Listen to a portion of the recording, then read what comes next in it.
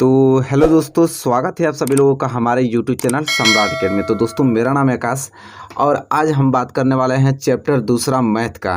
ठीक है, class 11th का मैथ पढ़ रहे हैं हम लोग और क्लास 11th के मैथ का चैप्टर दूसरा आ गया है और पार्ट पहला है अभी। ठीक है, अभी स्टार्ट में करने जा रहा हूँ दूसरा चैप्टर, जिसका नाम है संबंध एवं फलन, रिलेशन एंड फंक्शन। ये चैप्टर इतना ज़्यादा महत्वपूर्ण है, सबसे ज़्यादा इम्पोर्टेंट चैप्टर ये है संबंध एवं फलन।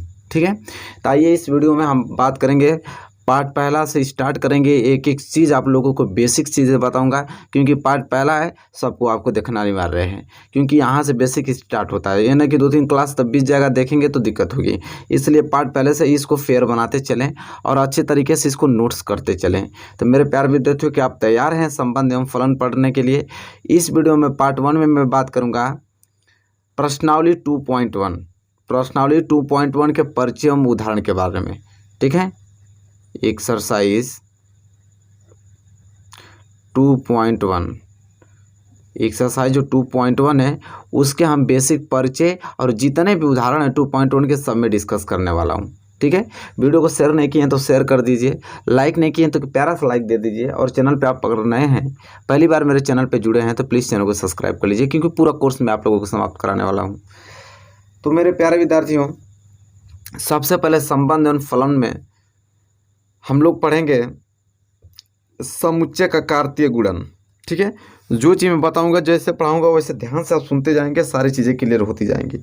सबसे पहले हम लोग पढ़ेंगे समुच्चय का कार्तीय गुणन। अब समुच्चय का कार्तीय गुणन क्या होता है मेरे प्यारे विद्यार्थियों? अभी समुच्चय तो हम लोग अभी जस्ट पढ़ के आए हैं, पहला चैप्टर बहुत अच्छे तरीके से। ठीक है, अब उस समुच्चय का कार्तीय गुणन क्या होता है उसको जान लेते हैं। ठीक है, देखिए समुच्चय कार्तीय गुणन क्या होता है, उसके लिए मुझे कुछ एग्जाम्पल लेना पड़ेगा और उसके बाद आपको समझना पड़ेगा। ठीक है, देखिए समुच्चयों का कार्तीय गुणन क्या होता है। जैसे यहाँ मैं एक समुच्चय ले लेता हूँ ए। ठीक है, ए समुच्चय ले लिया और इसके अवयव मान लेता हूँ शर्ट और टी शर्ट, शर्ट और टी शर्ट हमने ए के अवयव मान लिया। इसी प्रकार मैं समुच्चय बी ले लिया और इसके जो अवयव हैं मैंने मान लिया पैंट, जीन्स, नॉर्मल मानना, ये तो आप लोग जानते ही हैं, पैंट, जीन्स, पजामा, पजामा। ठीक है, अब मेरे प्यारे विद्यार्थियों, समुच्चय में मैंने शर्ट टी शर्ट मान लिया और समुच्चय बी का मैंने अवयव पैंट, जीन्स, पजामा मान लिया। अब इसका हमको करना है कार्तीय गुणन। ठीक है, कार्तीय गुणन को मेरे प्यारे विद्यार्थियों हम लोग दर्शाते हैं। देखिए, कार्तीय गुणन का मतलब होता है कि A cross B, P cross Q, M cross N cross R, और कभी कभी तो ए क्रॉस ए भी आता है। ठीक है, मतलब क्रॉस क्रॉस हम निकालते हैं। क्रॉस का मतलब ये होता है, जैसे यहाँ पे ए बी है ना, तो ए क्रॉस बी का मतलब ये होगा कि कॉम्बिनेशन देखेंगे हम लोग। क्या देखेंगे? कॉम्बिनेशन, संबंध देखेंगे। इसका संबंध किसके साथ बैठ रहा है, टी शर्ट का संबंध किसके साथ बैठ रहा है। ठीक है, तो संबंध देखेंगे। तो कार्तीय गुणन का मतलब होता है क्रॉस। क्या होता है? क्रॉस। जैसे अगर 3 अवयव रहेंगे तो तीनों में क्रॉस हो जाएगा, 2 अवयव हैं तो दोनों में क्रॉस, जैसे अभी समझ में आएगा आप लोगों को। ठीक है, ध्यान समझिए। अगर मैं बात करूं, ए है शर्ट टी शर्ट, बी आपका पैंट जीन्स पजामा। जैसे शर्ट के साथ पैंट पहना जाता है कि नहीं, तो शर्ट और पैंट एक कॉम्बिनेशन बन गया, क्योंकि ऊपर शर्ट हो गया नीचे पैंट हो गया। शर्ट के साथ जीन्स पहना जाता है ना, तो शर्ट और जीन्स एक क्या हो गया? कॉम्बिनेशन हो गया। ठीक है मेरे प्यारे विद्यार्थियों, इस तरह शर्ट नीचे पैजामा पहन लिया, ये भी कॉम्बिनेशन हो गया। तो शर्ट पैजामा ये आपका कॉम्बिनेशन कार्तीय गुणन हो गया। इसी तरह टी शर्ट पैंट, ऊपर मैंने टी शर्ट पहन लिया, नीचे मैंने पैंट पहन लिया, ये भी कॉम्बिनेशन बन गया। ऊपर मैंने टी शर्ट पहन लिया, नीचे मैंने जीन्स पहन लिया, ये भी कॉम्बिनेशन बनता है। जैसे आप लोग भी पहनते हैं चीज़ें, ऊपर मैंने टी शर्ट पहन लिया, नीचे पैजामा, ये तो न्यू फैशन है, तो आप आराम से पहन सकते हैं। ठीक है, तो इस तरह एक दूसरे को कॉम्बिनेशन बनाना यह कार्तीय गुणन कहलाता है। ठीक है, समझ में आया ना, बिल्कुल समझ में। अगर मैं बात करूँ इन दोनों का कार्तीय गुणन की बात करूँ, ए क्रॉस बी की बात करूँ, ए क्रॉस बी का, तो ए क्रॉस बी कैसे निकलेगा? सबसे पहले एक मझला कोष्टक, ठीक है, इसके बाद कॉम्बिनेशन बनाएंगे शर्ट। देखिए इस शर्ट को उठाएंगे, इस शर्ट को उठाने के बाद इन तीनों के साथ कॉम्बिनेशन बनाएंगे, शर्ट पैंट के साथ, शर्ट जीन्स के साथ, शर्ट पजामा के साथ, ठीक है, यह होता है ट्रिक। सबसे पहले मेरे प्यारे विद्यार्थियों, पहले हम ए के अवयव फिर बी के अवयव लिखेंगे। अगर हम स्टार्ट कर रहे हैं पहले ए के अवयव, तो पहले ए का ही अवयव रहेगा, फिर बाद में बी के अवयव रहेगा। नहीं तो पहले बी का अवयव स्टार्ट करेंगे तब जाके ए का अवयव होना चाहिए। ये नहीं कि यहाँ पैंट शर्ट लिख दें और यहाँ पे टी शर्ट पैंट लिख दें, नहीं, पहले ए के अवयव फिर बाद में बी के अवयव। जैसे पहले ए का शर्ट के साथ कॉम्बिनेशन बनाते हैं, तो क्या हो जाएगा आपका छोटे कोष्टक में शर्ट पैंट, ये आपका पहला कॉम्बिनेशन तैयार, ठीक है। फिर कामा लगाना है आपको, फिर शर्ट के साथ जीन्स का, तो यहाँ पर लिखेंगे हम लोग शर्ट फिर जीन्स, ठीक है मेरे प्यारे विद्यार्थी, समझ में आ रहा है ना, बिल्कुल समझ में आएगा।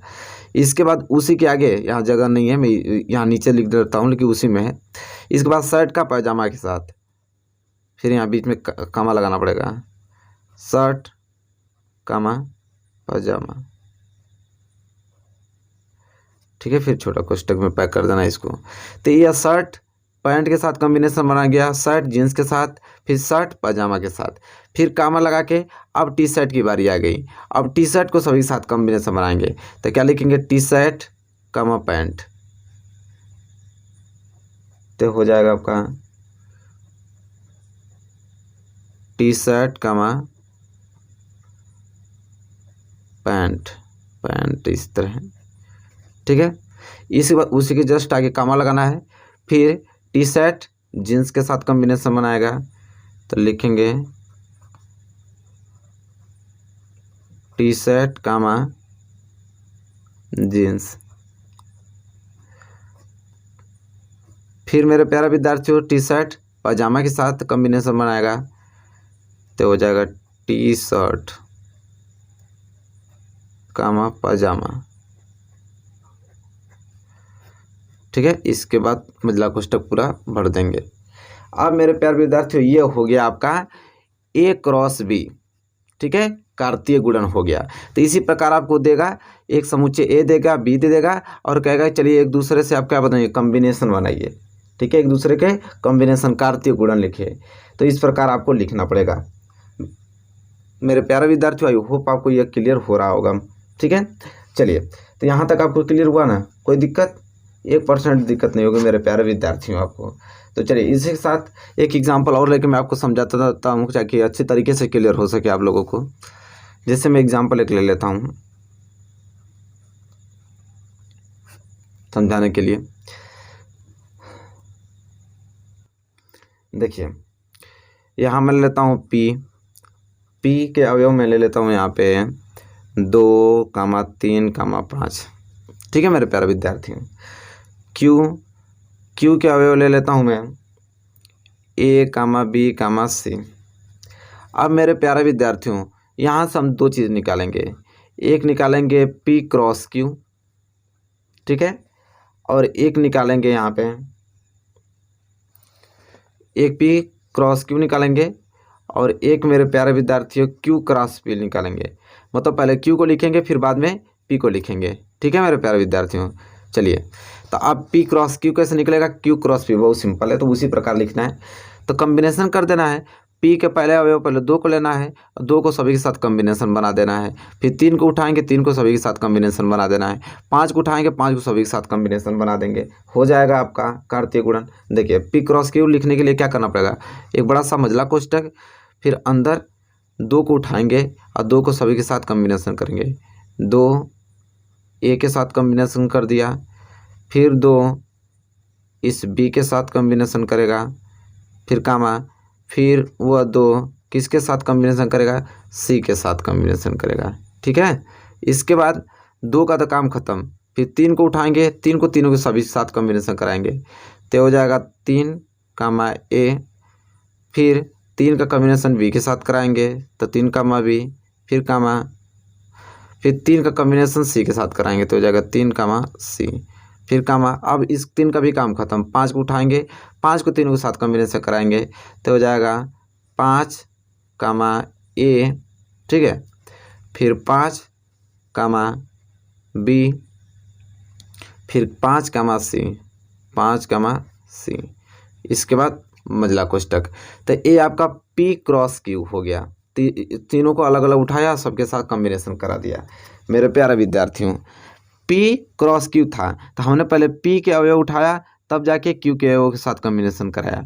अगर हमको यहाँ पे क्यू क्रॉस पी निकालना है तो पहले मैं क्यू का अवयव लिखूंगा, तब जाके पी का, मतलब पहले ए का कॉम्बिनेशन इन तीनों के साथ कराऊंगा, फिर बी का कॉम्बिनेशन, पहले क्यू का, इसके बाद पी का। चलिए अब क्यू क्रॉस पी निकाल के दिखाता हूँ मैं आप लोगों को।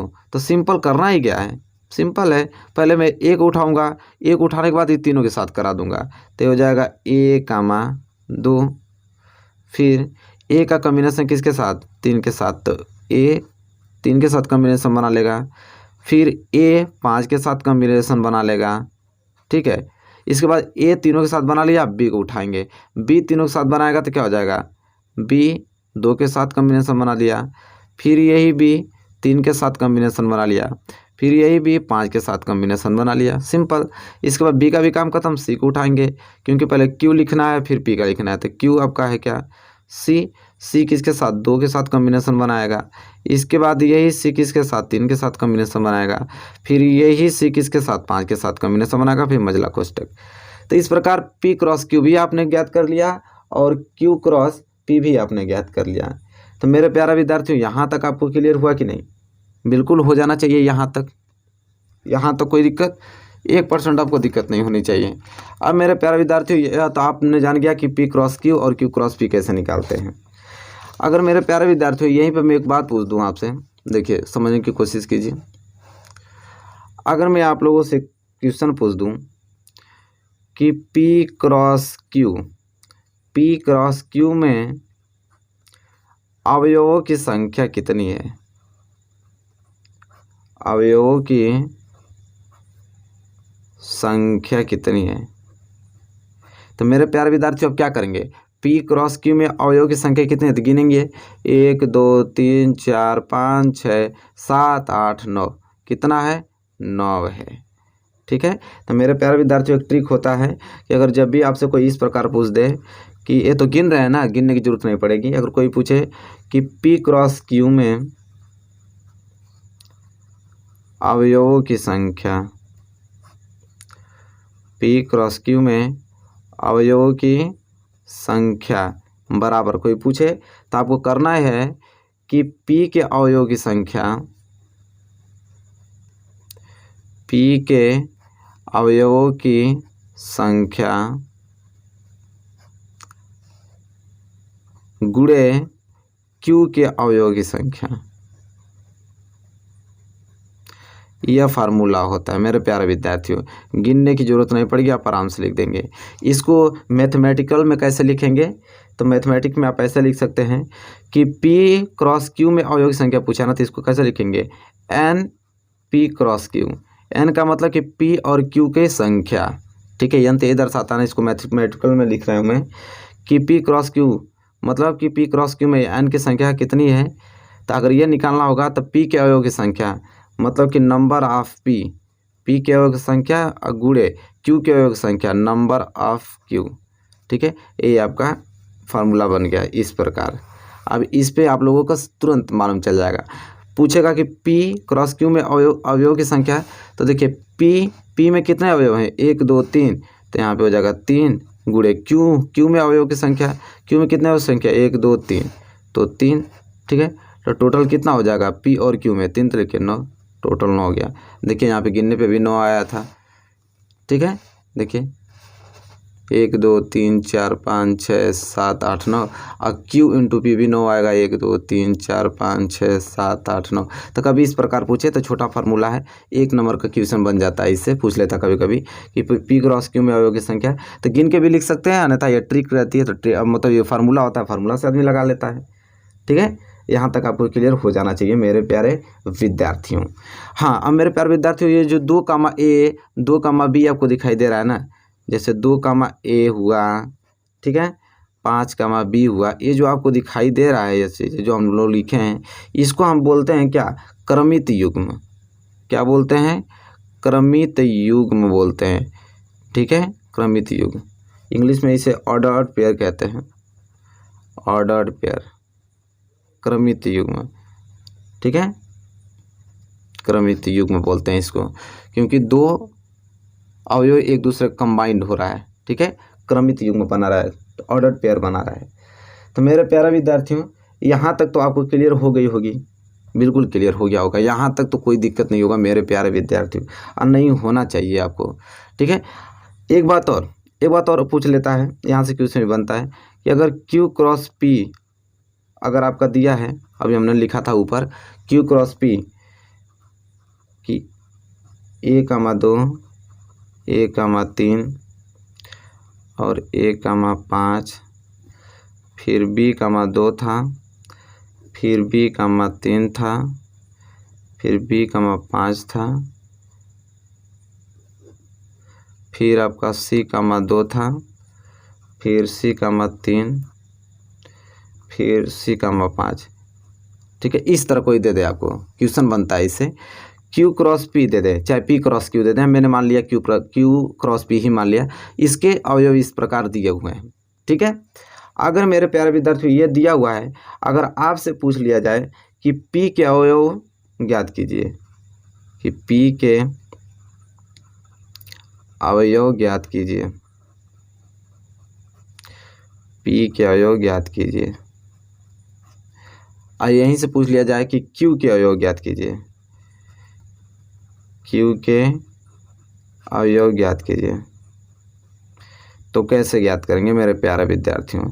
तो सिंपल है मेरे प्यारे विद्यार्थियों, सबसे पहले Q है, तो जाहिर सी बात है कि Q क्या होता है, सबसे आगे लिखा रहता है और P बाद में लिखा रहता है। तो P के अवयव और Q के अवयव ज्ञात करना है, तो जो आगे आपको दिखाई दे रहा है A, फिर B,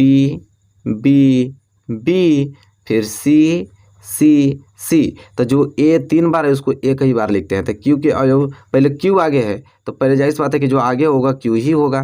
तो Q के अवयव क्या आ जाएंगे, A है तो ये कई बार A हो जाएगा, B है तो फिर B आ जाएगा, फिर C है तो ये C हो जाएगा। तो मेरे प्यारे विद्यार्थियों इस तरह रहेगा, क्योंकि हम लोग समुच्चय लिख रहे हैं ना। तो ABC क्या है, Q के अवयव हो गए। इसी तरह P के अवयव, तो P बाद में आया है तो 2, फिर यहाँ पे 2, फिर यहाँ पे 2, फिर 3, फिर यहाँ पे 3, फिर यहाँ पे 3, फिर 5, फिर यहाँ पे 5, फिर यहाँ पे 5। मतलब मेरे प्यारे विद्यार्थी P के अवयव क्या आ जाएंगे, 2, 3, 5 ये आ जाएंगे। तभी तो यहाँ पे ये दोनों मालूम चल गया। अगर पूछेगा हमसे कि Q क्रॉस P लिखिए, तो पहले Q का अवयव A उठाते हैं, A के साथ तीनों के साथ, A,2, A,3, A,5, A,2, A,3, A,5, फिर B को उठाएंगे, B,2, B,3, B,5, B,2, B,3, B,5, फिर C को उठाएंगे, C,2, C,3, C,5, C,2, C,3, C,5। लिखा है कि नहीं, बिल्कुल। तो अगर आपको इस तरह पूरा दे दे, आप अवयव की संख्या पूछे, तो जो आगे होता है उसको वो आगे वाला हो जाएगा, जो पीछे होता है उसको पीछे। जैसे आगे Q था तो Q के अवयव जो आगे है वो Q के अवयव हो गया, जो बाद में P है तो P के अवयव होंगे। तो इस प्रकार अगर देख के पूछेगा तब भी आप आसानी से बता पाएंगे। ठीक है मेरे प्यारे विद्यार्थियों, यहाँ तक कोई दिक्कत है, बताइए। कोई दिक्कत नहीं है। चलिए यहाँ तक क्लियर है ना, आगे पढ़ते हैं। चलिए मेरे प्यारे विद्यार्थियों, अभी तक जितना हमने पढ़ा उसी के यह पॉइंट दिया है या महत्वपूर्ण बिंदु है।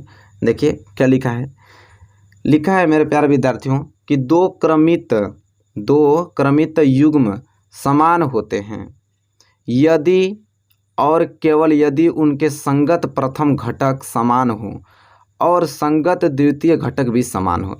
कह रहा है कि दो क्रमित युग्म हमेशा समान होते हैं यदि और केवल यदि उनके संगत जो प्रथम घटक समान हो और संगत द्वितीय घटक भी क्या होना चाहिए, समान हो चाहिए। तो दो क्रमित युग्म हमेशा समान होते हैं।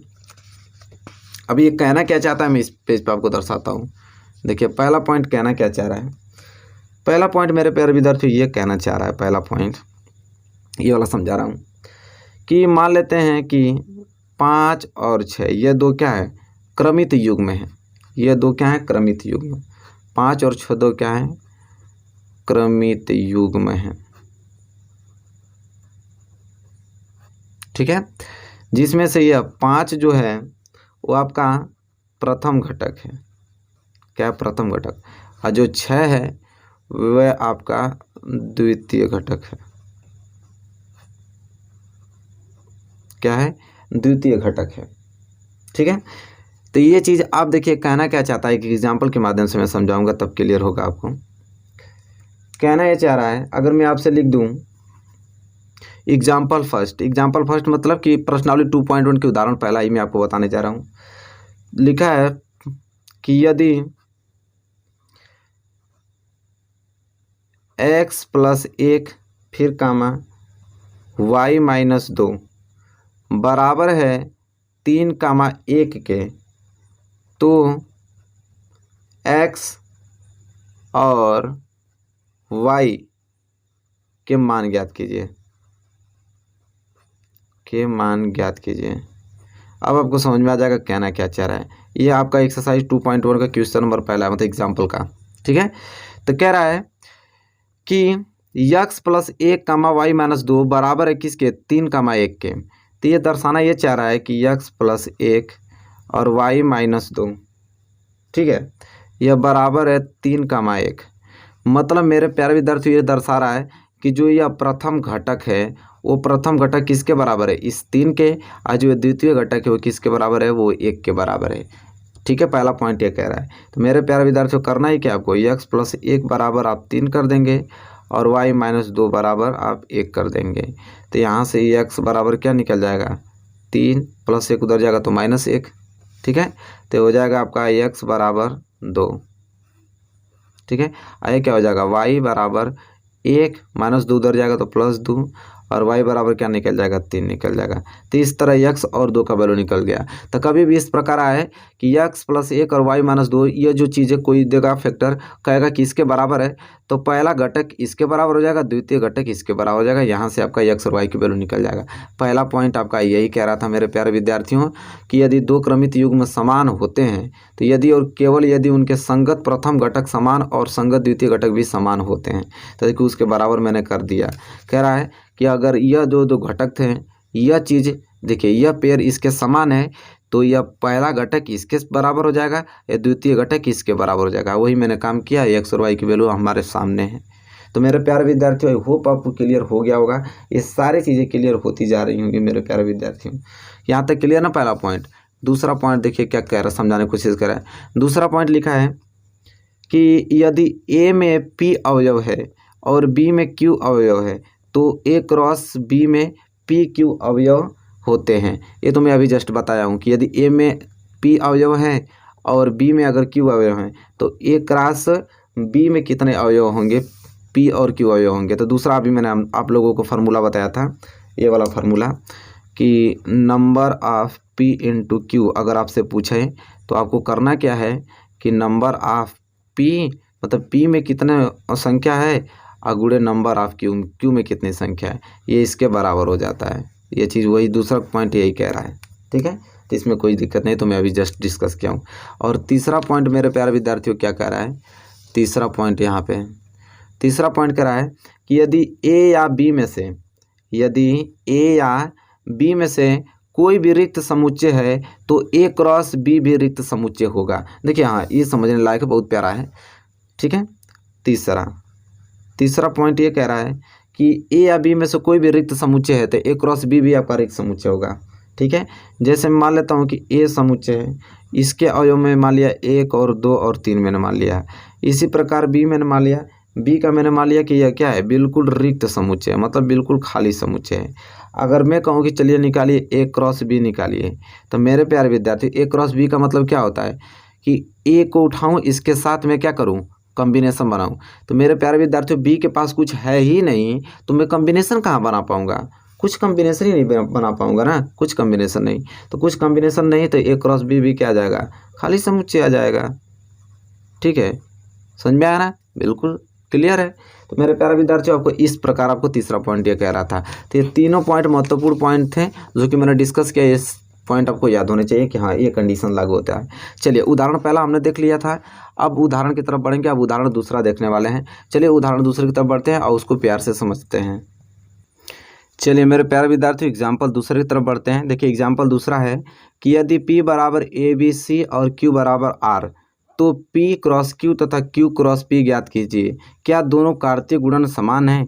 पहले हमें P क्रॉस Q निकालना है, फिर Q क्रॉस P निकाल के चेक करना है कि क्या ये दोनों बराबर हैं। तो चलिए मेरे प्यारे विद्यार्थी, इसको हल करते हैं। तो बहुत सिंपल इसका हल है। सबसे पहले जो अवयव दिया है इसको लिखेंगे। तो P बराबर आपको दिया है ABC, ठीक है। P का अवयव ABC दिया हुआ है। Q बराबर Q का अवयव दिया है R, ठीक है। तो चलिए सबसे पहले हम लोग निकालेंगे P cross Q। P cross Q का मतलब कि P का सबसे पहले लिखेंगे, इसके बाद Q का। तो P का उठाएंगे हम A, अब A का कॉम्बिनेशन करेंगे इसके साथ। तो A आपका क्या हो जाएगा, A के साथ R का कॉम्बिनेशन हो गया, अब काम खत्म। अब B को उठाएंगे, B का R के साथ कॉम्बिनेशन करेंगे, तो B का R। फिर इसी तरह C को उठाएंगे, C का R के साथ करेंगे, तो हो जाएगा C कामा R। तो ये आपका P क्रॉस Q निकल गया। इसी प्रकार हमको निकालना है Q क्रॉस P। और Q क्रॉस P का मतलब मेरे प्यारे विद्यार्थी Q का पहले लेंगे, मतलब अब R को उठाएंगे, R का कॉम्बिनेशन करेंगे A के साथ, तो ये हो जाएगा R कामा A। फिर अब R का कॉम्बिनेशन B के साथ, तो R का B के साथ कॉम्बिनेशन हो गया। अब मेरे प्यारे विद्यार्थी R का C के साथ कॉम्बिनेशन, R का C के साथ कॉम्बिनेशन हो गया। इस प्रकार P क्रॉस Q निकल गया, Q क्रॉस P। अब चेक करना है कि क्या दोनों बराबर हैं। तो मेरे प्यारे विद्यार्थियों, A कामा R और R comma A, B comma R और R कामा B कभी बराबर होगा? कभी भी बराबर नहीं होगा। तो इसलिए लास्ट में कंक्लूजन मेरा निकलेगा, लिखिएगा आप लोग कि P क्रॉस Q जो है वो बराबर नहीं है Q क्रॉस किसके, P के बराबर नहीं है। तो ये इस प्रकार इसका आंसर हो जाएगा।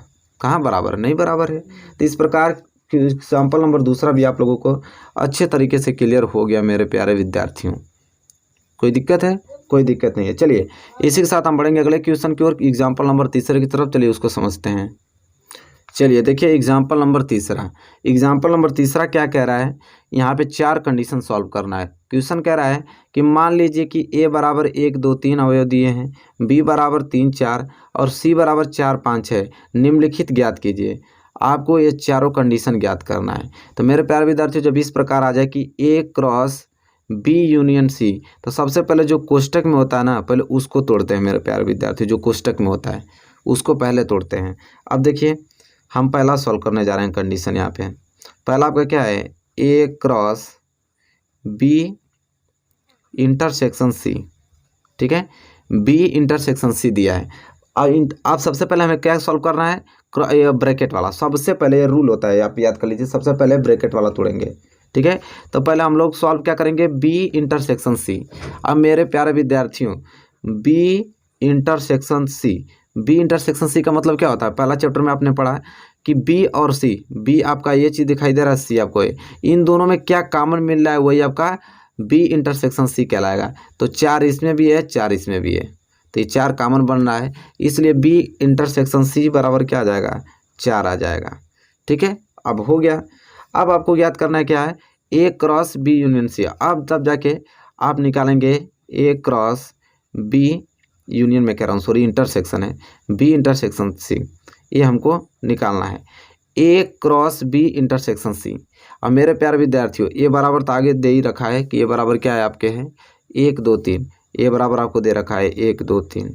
अब मेरे प्यारे विद्यार्थियों, A यहाँ से मिल गया और A तो यहाँ मिल गया और B इंटरसेक्शन C यहाँ मिल गया। अब इन दोनों को इस प्रकार लिखना है, A cross B intersection C के रूप में लिखना है। हमें करना क्या है, सबसे पहले A है तो A के अवयव 1 उठाएंगे और इसके साथ कॉम्बिनेशन बनाएंगे, ठीक है। तो यहाँ बड़ा कोष्टक हो जाएगा, फिर क्या हो जाएगा 1 कामा 4, काम खत्म। इसी प्रकार 2 को उठाएंगे, 2 का 4 के साथ कॉम्बिनेशन होगा, तो 2 कामा 4। इसी प्रकार 3 को उठाएंगे, 3 का 4 के साथ कॉम्बिनेशन बन जाएगा, ठीक है। तो हो जाएगा मेरे प्यारे विद्यार्थियों 3 कामा 4, ठीक है। इस प्रकार आपका यह पेयर बन गया। आपका पहला पॉइंट सॉल्व होता हुआ A cross B intersection C, A cross B intersection C बराबर कितना आ गया, इतना आ गया।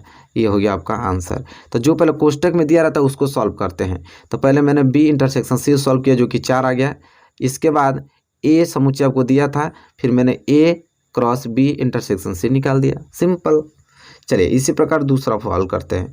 दूसरा आपको क्या दे रखा है, दूसरा आपका दे रखा है ए क्रॉस बी फिर इंटरसेक्शन ए क्रॉस सी। ये दूसरा पॉइंट हल करना है। सबसे पहले हम ए क्रॉस बी निकालेंगे, फिर इसके बाद ए क्रॉस सी निकालेंगे, फिर दोनों में देखेंगे क्या कॉमन है।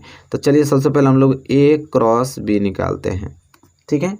अब ए क्रॉस बी का मतलब क्या होता है कि ए का दे चुका है, ए का कितना अवयव दिया है, 1 2 3 दिया है। बी का कितना दिया है मेरे प्यारे विद्यार्थी, तो बी का दिया है 3 4, और सी का क्या दिया है, सी का दिया है 4 5 6, ये चीज़ दिया है। तो चलिए सबसे पहले हम क्या निकालेंगे मेरे प्यारे विद्यार्थियों, ए क्रॉस बी, ठीक है। तो चलिए मैं यहाँ निकाल देता हूँ ए क्रॉस बी। ए क्रॉस बी का मतलब इन दोनों में, ठीक है। ए क्रॉस बी को तो पहले ए आया है तो ए के एक उठाऊंगा, इन दोनों के साथ कम्बिनेशन बनाऊंगा। तो ए क्रॉस बी बराबर क्या आएगा, ए को उठाऊंगा तो 1 3 के साथ कम्बिनेशन, फिर यही एक किसके साथ, 4 के साथ कम्बिनेशन बनाएगा, ठीक है। फिर काम खत्म इसका। 2 को उठाऊंगा, 2 3 के साथ, 2 4 के साथ कम्बिनेशन बनाएगा, तो 2 3 के साथ कम्बिनेशन बना दिया, और यही 2 4 के साथ कम्बिनेशन बना दिया। अब 3 को उठाएंगे तो यह 3 3 के साथ कम्बिनेशन बनाएगा 4 के साथ, तो जगह 3 3 के साथ कम्बिनेशन बना दिया, और यह 3 4 के साथ कम्बिनेशन बना दिया। अब आपका ए क्रॉस बी निकल गया। अब हमको निकालना है ए क्रॉस सी। क्या निकालना है, ए क्रॉस सी। अब हम ए क्रॉस सी निकालेंगे। तो ए क्रॉस सी मतलब कि इस ए वाले और सी वाला में देखना है। तो पहले एक ए वाला पहले दिया तो पहले एक उठाएंगे और सी के साथ इसका कॉम्बिनेशन बनाएंगे। तो ये हो जाएगा, पहले एक उठाऊंगा तो एक किसके साथ, 4 के साथ, 5 के साथ, 6 के साथ, इन तीनों के साथ कॉम्बिनेशन बनाएगा। तो यहाँ लिखा जाएगा एक 4 के साथ कॉम्बिनेशन बना दिया, एक 5 के साथ कॉम्बिनेशन बना दिया, एक 6 के साथ कॉम्बिनेशन बना दिया। इसी प्रकार 2 को उठाएंगे तो मेरे प्यारे विद्यार्थी 2 4 के साथ कॉम्बिनेशन बनाया, फिर 2 5 के साथ कॉम्बिनेशन बनाया, फिर 2 6 के साथ कॉम्बिनेशन बनाया, ठीक है। इसी प्रकार 3 3 को उठाएंगे, इन तीनों के साथ कॉम्बिनेशन बनाएंगे, तो ये हो जाएगा 3 4 के साथ कॉम्बिनेशन। इसके बाद मेरे प्यारे विद्यार्थियों 3 5 के साथ कॉम्बिनेशन, फिर 3 6 के साथ कॉम्बिनेशन बना दिया, ठीक है। क्लियर हो गया, यहाँ तक क्लियर। ये आपका हो गया ए क्रॉस सी हो गया। अब मेरे प्यारे विद्यार्थियों, अब तब दोनों निकल गया। अब हमको लास्ट में निकालना है A cross B intersection A cross C निकालना है। तो A cross B intersection A cross C निकालना है। तो चलिए देख लेते हैं इन दोनों में कॉमन क्या है। तो इन दोनों में 1,4 इसमें भी है, 1,4 इसमें भी है, 2,4 इसमें भी है, 2,4 इसमें भी है, 3,4 इसमें भी है, 3,4 इसमें भी है। अब तो कुछ नहीं मिल रहा है, तो यही हो जाएगा आपका क्या हो जाएगा, क्या क्या मिल रहा है यहाँ पे। तो 1,4 मिल रहा है, इसके बाद 2,4 मिल रहा है, इसके बाद 3,4 मिल रहा है, 3,4, बात खत्म। ये हो गया आपका A cross B intersection A cross C, यह हो गया आपका आंसर। तो इस प्रकार दूसरा पार्ट भी हमने सॉल्व कर दिया मेरे प्यारे विद्यार्थी, बहुत अच्छे तरीके से। चलिए अब दूसरा पार्ट हो गया, अब तीसरा पार्ट सॉल्व करते हैं। चलिए यहाँ पे तीसरा पार्ट ये दे रखा है। तीसरा पार्ट है A cross B union C, ये ज्ञात करना है। तो सबसे पहले मेरे प्यारे विद्यार्थी हम ज्ञात करेंगे कोष्टक वाला। पहले हम बी यूनियन सी ज्ञात करेंगे, बी यूनियन सी। और बी यूनियन सी मैंने बताया था कि कैसे ज्ञात करते हैं। तो बी यूनियन सी मतलब होता है कि बी के और सी के सभी अवयव एक साथ मिला दिया जाए। तो क्या हो जाएगा बी यूनियन सी में, ठीक है। तो बी और सी, तो ए बराबर क्या, बी और सी क्या दिया है, बी बराबर आपका दिया है 3,4 और मझला कोष्टक है, और सी बराबर दिया है 4 5 6। अब बी यूनियन सी क्या होगा कि इन दोनों के अवयव मिला दीजिए। तो पहले मैं बी के अवयव लिख देता हूँ 3 4, इसके बाद 4 तो मैं लिख ही दिया हूँ, 5 ले लूँगा, 6 ले लूँगा। ये आपका बी यूनियन सी हो गया। जो पहली बार हमारा वीडियो देख रहे हैं तो वो पहला चैप्टर देख लें, क्योंकि उसमें सारी चीज़ें समुच्चय का तो बताया था मैंने, ठीक है। तो ये बी यूनियन सी हो गया। अब निकालेंगे हम ए क्रॉस बी यूनियन सी, ठीक है। तो चलिए अब ए क्रॉस बी यूनियन सी निकालते हैं। तो ए का वैल्यू क्या दिया है, ए बराबर दिया था 1,2,3, अब इसका किसके साथ, बी यूनियन सी के साथ कॉम्बिनेशन, इसका अब इसके साथ, तो पहले ए है तो पहले ए को उठाऊंगा और इन सभी के साथ कॉम्बिनेशन बनाऊंगा, तो ये हो जाएगा एक 3 के साथ कॉम्बिनेशन बनाएगा, फिर यही एक 21 के साथ कॉम्बिनेशन बनाएगा, यही एक 4 के साथ कॉम्बिनेशन बनाएगा, फिर यही एक 5 के साथ कॉम्बिनेशन बनाएगा, फिर यही एक किसके साथ 6 के साथ कॉम्बिनेशन बनाएगा। ठीक है, फिर एक का काम खत्म, फिर 2 को उठाएंगे, 2 सभी के साथ कॉम्बिनेशन बनाएगा, तो 2 3 के साथ, फिर 2 4 के साथ, फिर मेरे प्यारे विद्यार्थियों 2 5 के साथ कॉम्बिनेशन बना दिया, फिर 2 6 के साथ कॉम्बिनेशन।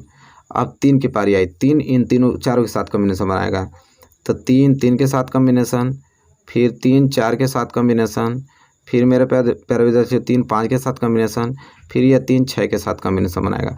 अब ये आपका निकल गया ए क्रॉस बी यूनियन सी निकल गया यहाँ पे मेरे प्यारे विद्यार्थियों। ठीक है, इस प्रकार। तो आई होप आपको क्लियर हो गया होगा, ये हो गया आपका आंसर। ठीक है, क्लियर हो जाना चाहिए, 1% भी दिक्कत नहीं होगी। अब हम बात करेंगे चौथे पार्ट को लेकर। ठीक है, इस पृष्ठ को हटा देते हैं, अब चौथा लास्ट पार्ट हल कर देते हैं। चौथा आपका दे रखा है A cross B union A cross C. ठीक है, ए क्रॉस बी और यूनियन ए क्रॉस सी हमको ज्ञात करना है। ठीक है, तो चलिए मेरे प्यारे विद्यार्थियों यहाँ पे हम ज्ञात कर लेते हैं ए क्रॉस बी और ए क्रॉस सी। तो आइए इसको हल करते हैं। तो चलिए मेरे प्यारे विद्यार्थियों 4 पार्ट सॉल्व कर लेते हैं। 4 पार्ट में दिया है ए क्रॉस बी और यूनियन ए क्रॉस से निकालना है। तो मेरे प्यारे विद्यार्थियों ए क्रॉस बी और ए क्रॉस सी मैंने आगे से निकाल रखा था क्वेश्चन नंबर दूसरे में। देखिए क्वेश्चन नंबर दूसरा आपको दिखाई दे रहा है ना, क्वेश्चन नंबर दूसरा में देखिए ए क्रॉस बी मैंने आगे से उसमें निकाला था और एक क्रॉस और पहले से ए क्रॉस सी पहले से निकाला था, तो पहले से निकला हुआ है, बस इसको हल कर दीजिए। तो इन दोनों में आपको क्या देखना है, अब कह रहा है कि union A cross B union A cross C. ठीक है, ये हमको याद करना है। तो मेरे प्यारे विद्यार्थियों चलिए इसको सॉल्व करते हैं, ए क्रॉस बी और यूनियन ए क्रॉस सी। तो यूनियन का क्या मतलब होता है मेरे प्यारे विद्यार्थियों, सबको मालूम है कि इन दोनों के अवयवों को मिक्स कर देना है। ठीक है, तो चलिए मिक्स करते हैं। तो ये हो जाएगा आपका, पहले मैं ए क्रॉस बी के सभी अवयवों को उतार लूँगा। तो आपका दिया है 1,3, फिर आपका दिया है 1,4, फिर आपका दिया है 2,3, फिर दिया है आपका 2,4, यहाँ पे कामा बीच में है। इसके बाद आपका 3,3 दिया हुआ है, फिर इसके बाद 3,4 दिया हुआ है। ठीक है, ये तो आपका ए क्रॉस बी को हो गया। अब ए क्रॉस सी इसमें हमको ऐड करना है, तो चलिए ए क्रॉस सी ऐड करते हैं। तो देखिए पहले ए क्रॉस सी में 1,4 आ गया, तो देखिए 1,4 हम तो आगे से पहले इसमें लिखे हैं तो इसको छोड़ देंगे, फिर 1,5 लेंगे। ठीक है, तो ये हो जाएगा आपका 1,5 हो गया। ठीक है मेरे प्यारे विद्यार्थियों, इसके बाद 1,6 को ऐड कर लेंगे। ठीक है, 1,6 ले लेंगे, फिर देखिए 2,4 तो उसमें है ही, तो क्या उसको लेने की जरूरत है, इसको छोड़ देंगे क्योंकि आगे से 2,4 मैं ले लिया हूँ। इसके बाद 2,5 ले लेंगे। ठीक है, 2,5 मैंने ले लिया। इसके बाद 2,6 मेरे विद्यार्थी, फिर 2, मैंने 6 ले लिया। ठीक है, इसके बाद 3,4 तो आगे से ले लिया हूँ, देखिए 3,4 इधर ही होगा, यहाँ आगे से खुद ले लिया हूँ, तो क्या लेने की जरूरत है, छोड़ देंगे। 3,5 ले लेंगे और 3,6 ले लेंगे। ठीक है, तो हो जाएगा 3,5 और एक ये ले लेंगे, 3,6 ले लेंगे। ठीक है, इस प्रकार। अब मेरे प्यारे विद्यार्थियों ये भी हल हो गया आपका 4 पार्ट भी, A cross B union A cross C, ये हो जाएगा इसका आंसर। तो मेरे प्यारे विद्यार्थियों क्वेश्चन नंबर तीसरा मतलब एग्जाम्पल नंबर तीसरा भी आपको अच्छे तरीके से समझ में आ गया, कोई दिक्कत नहीं हुआ होगा। ठीक है, चलिए इसी के साथ हम बढ़ेंगे अगले एग्जाम्पल की तरफ, एग्जाम्पल नंबर चौथे की तरफ, और उसको समझने की कोशिश करते हैं। चलिए तो मेरे प्यारे विद्यार्थियों अब देख लेते हैं एग्जाम्पल नंबर चौथा। एग्जाम्पल नंबर चौथा है कि यदि p बराबर 1,2 तो समुच्चय p गुणे p ज्ञात कीजिए। चलिए अच्छा, एक बात बताना था, अब मैं आप लोगों को नहीं बताया, अभी मैं उसको बता देता हूँ। ठीक है, शुरू में डिस्कस करना था, चलिए फिलहाल अभी बता देता हूँ मैं उसको, तब इसके बाद क्वेश्चन को सॉल्व करेंगे। जैसे मेरे प्यारे विद्यार्थियों मैंने आप लोगों को समुच्चय निर्माण रूप में लिखना तो बताया नहीं आपको। ठीक है, रोस्टर फॉर्म में भी बताया है मैंने, समुच्चय निर्माण रूप में नहीं बताया मैंने। चलिए अगर मैं कह दूं यहाँ पे कि समुच्चय निर्माण रूप में कैसे लिखते थे हम लोग, जो लोग देखे हैं पहला चैप्टर उनको मालूम होगा, समुच्चय निर्माण रूप में हम कैसे लिखते थे किसी को, जैसे कोई ए अवयव है, उसमें यक्स अवयव है। अब यह जो यक्स है, यक्स सच दैट जो यक्स है वो कहाँ से लिया गया है, नेचुरल नंबर से लिया गया है कि होल नंबर से लिया गया है। ठीक है, ऐसे हम लोग दर्शाते थे समुच्चय निर्माण रूप में। लेकिन इस चीज़ को हम लोग कैसे दर्शाएंगे, जैसे ए क्रॉस पी को दर्शाना होगा तो हम लोग लिखेंगे ए क्रॉस पी बराबर, ठीक है, एक्स क्रॉस पी बराबर, इसके अवयव दो होंगे एक्स कमा वाई। ठीक है, एक्स कमा वाई इसके अवयव हैं। अब यह जो यक्स कमा वाई है ये दर्शाता है कि जो यक्स है वो किस में से लिया गया है, ए में से। जो यक्स है इसको ए में से लिया गया है और जो यह वाई है उसे पी में से लिया गया है। ठीक है, तो इस प्रकार समुच्चय निर्माण रूप में लिखते हैं। ठीक है, ये आपका क्रमिक युग्म है, ये आपका क्या है, क्रमिक युग्म। ठीक है, तो इस प्रकार हम लोग समुच्चय निर्माण रूप में लिखते हैं मेरे प्यारे विद्यार्थियों। आई होप आपको क्लियर हो गया होगा कि किस प्रकार लिखते हैं। ठीक है, अगर मैं बात करूँ अगर 3 ठे आ जाएगा तो कैसे लिखेंगे आप, 3 ठे आ जाएगा, जैसे ए क्रॉस बी क्रॉस सी, इसको आ जाएगा इसे समुच्चय निर्माण रूप में कैसे लिखेंगे, तो हम लिखेंगे कि ए बी सी, 3 यहाँ पे ए क्रॉस बी क्रॉस सी है तो इसको हम लिखेंगे एक्स वाई जेड। मान लेंगे कि 3 इसके क्या है, अवयव हैं।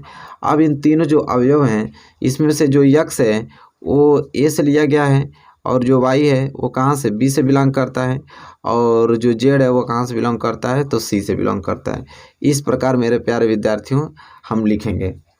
ठीक है, समुच्चय निर्माण में अगर तीनों सेम आ जाए, जैसे ए क्रॉस ए आ जाए तो इसका मतलब क्या होगा कि ए क्रॉस ए का मान लेते हैं कि इसके जो अवयव होंगे एक्स वाई जेड होंगे, लेकिन जो यक्स होगा वो भी आपका ए से ही आया होगा और वाई जो होगा वो भी बिलोंग ए से ही करेगा और जेड जो है वो भी बिलोंग ए से ही करेगा। इसका मतलब ये होता है। तो इस प्रकार समुच्चय निर्माण रूप में लिखते हैं। चलिए अब इसको हल कर देते हैं। क्वेश्चन नंबर 4 का ये तो समझ में आ गया कि यदि p बराबर 1,2 तो समुच्चय p इंटू p ज्ञात करना है। ठीक है, तो चलिए इसे हल करते हैं यहाँ पे। ठीक है, देखिए दिया है हमें कि p बराबर दिया है 1,2। ठीक है, हमको ज्ञात करना है p इंटू p, ये हमको ज्ञात करना है। ठीक है, तो सबसे पहले हम ज्ञात करेंगे इसको p क्रॉस p को, पहले हम ज्ञात करेंगे p क्रॉस p को। ठीक है, तो चलिए p क्रॉस p को ज्ञात कर लेते हैं। p क्रॉस p ज्ञात करने के लिए p बराबर 1,2 है तो एक p और मान लेंगे, उसके भी अवयव सेम रहेंगे 1,2। ठीक है, अब p क्रॉस p का मतलब क्या होता है कि पहले इसको उठाइए, इन दोनों के साथ कॉम्बिनेशन कराइए, फिर इसको उठाइए, इन दोनों के साथ कॉम्बिनेशन कराइए। तो चलिए कॉम्बिनेशन कराते हैं। तो हो जाएगा, एक उठाएंगे तो एक जो होगा एक के साथ कॉम्बिनेशन करेगा, फिर यही एक 2 के साथ कॉम्बिनेशन करेगा, फिर यह 2 किसके साथ कॉम्बिनेशन करेगा, 1 के साथ, फिर यह 2 किसके साथ कॉम्बिनेशन करेगा, 2 के साथ करेगा। तो ये आपका मेरे प्यारे विद्यार्थियों p क्रॉस p आ गया। ठीक है, इतना आ गया, यहाँ तक कंफर्म हुआ ना आपको। चलिए इसके बाद मेरे प्यारे विद्यार्थियों हमें निकालना क्या है, हमें तो निकालना है p क्रॉस p। हमको तो ये निकालना है p क्रॉस p निकालना है। तो मेरे प्यारे विद्यार्थियों p क्रॉस p को हम इस प्रकार भी लिख सकते हैं, इसको हम, तो मेरे प्यारे विद्यार्थियों p क्रॉस p हमको ज्ञात करना था। p क्रॉस p को हम इस प्रकार भी लिख सकते हैं, या तो मैं इसको इस तरह लिख सकता हूँ p गुणे कोष्टक में p गुणे p, इस तरह भी लिख सकता हूँ, और इसको मैं इस तरह भी लिख सकता हूँ p गुणे p और इंटू p, इस तरह। ये दोनों चीज़ सेम है, ये दोनों चीज़ क्या है, सेम है। ठीक है, तो इनमें से कोई भी निकाल सकते हैं। चलिए इसको निकालते हैं हम, p गुणे p। ठीक है, तो इसका मतलब क्या है कि यह p क्रॉस p, जो p क्रॉस p है तो p क्रॉस p तो मैंने आगे से यहाँ पे दिया ही है, और p जो है ये p यहाँ दिया है। अब इसको क्या कर देना है, हमको क्रॉस निकालना है। क्रॉस निकालने का मतलब कि इस p, पहले p को उठाएंगे, p का सारे जितने अवयव हैं सब इसके साथ p क्रॉस p के साथ क्या करेंगे, कॉम्बिनेशन कराएंगे, इन दोनों के साथ, इन दोनों में कॉम्बिनेशन होगा। तो पहले p का एक उठाएंगे, यह एक इन सभी के साथ कॉम्बिनेशन करेगा। तो यह हो जाएगा कैसे, यहाँ पर लिखते हैं। तो मैंने उठाया किसको, एक को उठाऊंगा, इन सभी के साथ कॉम्बिनेशन करूंगा, तो यह हो जाएगा एक जो जब एक इन दोनों के साथ कॉम्बिनेशन करेगा तो क्या कहलाएगा, 1,1,1, इस तरह होगा मेरे प्यारे विद्यार्थियों। फिर इस एक को उठाएंगे तो ये हो जाएगा 1,1,2, तो हो जाएगा 1,1,2। ठीक है, इसके बाद फिर इस एक को उठाऊंगा और इसके साथ कॉम्बिनेशन कराऊंगा तो 1,2,1, ये हो जाएगा 1,2,1। ठीक है, इसी प्रकार मैं लिख देता हूँ, आप लोग लिख लीजिएगा। तो या फिर अब फिर उस एक का कॉम्बिनेशन इसके साथ होगा तो हो जाएगा 1,2,2। इसके बाद इस 2 को उठाऊंगा, 2 को उठाऊंगा, इन सभी के साथ कॉम्बिनेशन कराऊंगा। तो 2,1,1, फिर 2,1,2, फिर 2,2,1, फिर 2,2,2, इस तरह होगा। मैं लिख देता हूँ यहाँ पे। अब 2,1,1 हो जाएगा। फिर इसके बाद फिर आ जाएगा 2,1,2। फिर इसके बाद मेरे प्यारे विद्यार्थी 2,2,1, फिर इसके बाद आ जाएगा 2,2,2। ठीक है, इस प्रकार ये आपका P cross P into P आ गया। ठीक है, P क्रॉस P, इस तरह आप लोगों का ये मालूम चल गया। तो ये चीज़ को हम क्या लिखते हैं, ये तो यही चीज़ है, P इंटू P तो है, तो ये सेम यही चीज़ आपका क्या आ गया, आंसर आ गया। इस प्रकार लगाते हैं मेरे प्यारे विद्यार्थियों। आई होप आपको क्लियर हो गया होगा। क्वेश्चन नंबर 4, इसी के साथ हम बढ़ेंगे अगले क्वेश्चन की ओर और क्वेश्चन नंबर 5 की तरफ, और उसको समझेंगे। ठीक है, चलिए तैयार हो जाइए। चलिए मेरे प्यारे विद्यार्थी देखिए एग्जाम्पल नंबर 5। एग्जाम्पल नंबर 5 क्या बोल रहा है कि यदि R समस्त वास्तविक संख्याओं का समुच्चय है तो कार्तीय गुणन R क्रॉस R और R cross R cross R क्या निरूपित करते हैं। कह रहा है कि यदि जो R है वो समस्त वास्तविक संख्याओं का समुच्चय है, समस्त वास्तविक संख्याओं का। इसका मतलब ये चीज़ कह रहा है कि जो मेरे प्यारे विद्यार्थी जो R है वो R एक पूरा एक नंबर लाइन है। R जो पूरा नंबर लाइन है, मतलब यहाँ पे 0 हो गया, यहाँ पे आपका प्लस इन्फिनाइट हो गया, इधर माइनस इन्फिनाइट हो गया, बीच में बहुत संख्या, परिमेय संख्या, अपरिमेय संख्या, जितने भी ऋणात्मक धनात्मक संख्या सब इसके बीच में आती है। मतलब सभी की सभी संख्या किस में आता है, वास्तविक संख्याओं में। ठीक है, तो कह रहा है कि यदि R समस्त वास्तविक संख्याओं का समुच्चय है तो कार्तीय गुणन R into R, R cross R का मतलब क्या होगा, एक R और लेंगे। एक R जो है वो भी वही चीज़ है सेम, वो भी आपका नंबर लाइन है, 0 है, इधर आपका प्लस इन्फिनाइट है, इधर आपका माइनस इन्फिनाइट, इसमें भी बहुत सारी संख्या हैं। ठीक है, सभी की सभी संख्या वास्तविक संख्या ही होती हैं। ठीक है, इस नंबर लाइन में आ जाती हैं। तो मेरे प्यारे विद्यार्थियों R क्रॉस R का मतलब क्या हुआ, R क्रॉस R का मतलब, तो R क्रॉस R का मतलब यही ना होता है कि इसके एक अवयव उठाया जाए, इन सभी के साथ पेयर बनाता जाए। तो अनंत, यहाँ पे तो अनंत संख्या है और अनंत इसमें भी संख्या है, तो अनंत के साथ अनंत पेयर पूरा बनाया जाए, पूरा अनंत या अनंत के साथ पूरा पेयर बनाया जाए। R इंटू R का मतलब R जो क्रॉस R है, इसका मतलब होता है मेरे प्यारे विद्यार्थियों, आइए आप ग्राफ पर समझिए तब समझ में आएगा। ग्राफ ये हो गया x, x डैश, ये हो गया y डैश सच।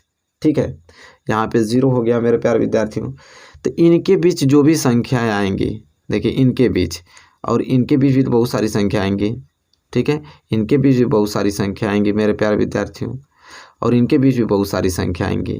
ठीक है, जैसे यहाँ पे मैंने लिख देता हूँ 1,2 हो गया, यहाँ लिख दूंगा -2 करड़ी में 5 हो गया, यहाँ में 7/2, 8 लिख दूंगा, यहाँ पे -5 और 8 लिख दूंगा। तो ये जो संख्याएं आपको दिखाई दे रही है सभी की सभी संख्या R क्रॉस R ही है। ठीक है, मतलब 2 डायमेंशन है, ये 2 डायमेंशन 2D है। ठीक है, तो कह रहा है कि R इंटू R ये क्या निरूपित करता है, तो ये R क्रॉस R जो है 2D को डिनोट करता है, और R क्रॉस R जो है मेरे प्यारे विद्यार्थियों ये किसको डिनोट करता है, 3D को डिनोट करता है। बस जैसे इस तरह मैं लिख दूँ, एक वर्ग बना दूँ तो ये 2D है, अभी इसी को मैं घन बना दूँ, घन, तो ये आपका क्या हो जाएगा, तो 3D हो जाएगा। तो वही कह रहा है कि R इंटू R किसको डिनोट करता है, तो ये 2D को डिनोट करता है, और R क्रॉस R जो है ये किसको डिनोट करता है, तो ये 3D को डिनोट करता है। बात खत्म। यही क्वेश्चन नंबर 5 है और कुछ नहीं है मेरे प्यारे विद्यार्थियों। आई होप आपको क्लियर हो गया होगा। चलिए क्वेश्चन नंबर 5 क्लियर हो गया, तो इसी के साथ हम बढ़ेंगे अगले एग्जाम्पल की तरफ, कि एग्जाम्पल नंबर 6 की तरफ। और एग्जाम्पल नंबर 6 बहुत आसान है। कह रहा है कि यदि A क्रॉस B बराबर PQ PR MQ MR, तो A और B को ज्ञात कीजिए। तब यहाँ पे A क्रॉस B दे चुका है, तो हम A के अवयव और B के अवयव नहीं ज्ञात कर सकते हैं, आराम से ज्ञात कर सकते हैं। A बराबर क्या होगा, पहले A आया है तो जाहिर सी बात है A पहले लिखा होगा, तो P, यहाँ पे भी P, यहाँ पे P। ठीक है, फिर यहाँ पे भी M, यहाँ पे M, मतलब पहले वाला को ले लेंगे, या P मिल के सिर्फ एक P लिखेगा, और M मिल के यहाँ पे M, मतलब A बराबर PM आ गया, और B बराबर B का बाद वाला होगा, मतलब ये QR, मतलब B के जो अवयव होंगे वो Q और R होंगे। तो इस प्रकार देखिए क्रॉस है तो मैं इसके अलग अलग अवयव निकाल दिया, सिंपल है, मैंने बताया भी था। तो मेरे प्यारे विद्यार्थियों यहाँ तक पूर्ण रूप से एग्जाम्पल खत्म हो गया। तो मैंने इस वीडियो में मैंने 2.1 की एक्सरसाइज के मैंने इंट्रोडक्शन और एग्जाम्पल पूर्ण रूप से समाप्त कर दिया, और कल की वीडियो में हम 2.1 के सारे एग्जाम्पल मतलब एक्सरसाइज पूरा कंप्लीट कर देंगे। तो मेरे प्यारे विद्यार्थी बताइए आपको वीडियो कैसी लगी है। वीडियो अच्छी लगी तो प्लीज़ लाइक कर दीजिए, चैनल पर नया है तो प्लीज़ चैनल को सब्सक्राइब कर लीजिए और साथ ही साथ बेल आइकन को भी प्रेस कर लीजिए। तब तक के लिए दोस्तों धन्यवाद, मिलेंगे आपसे नेक्स्ट वीडियो में।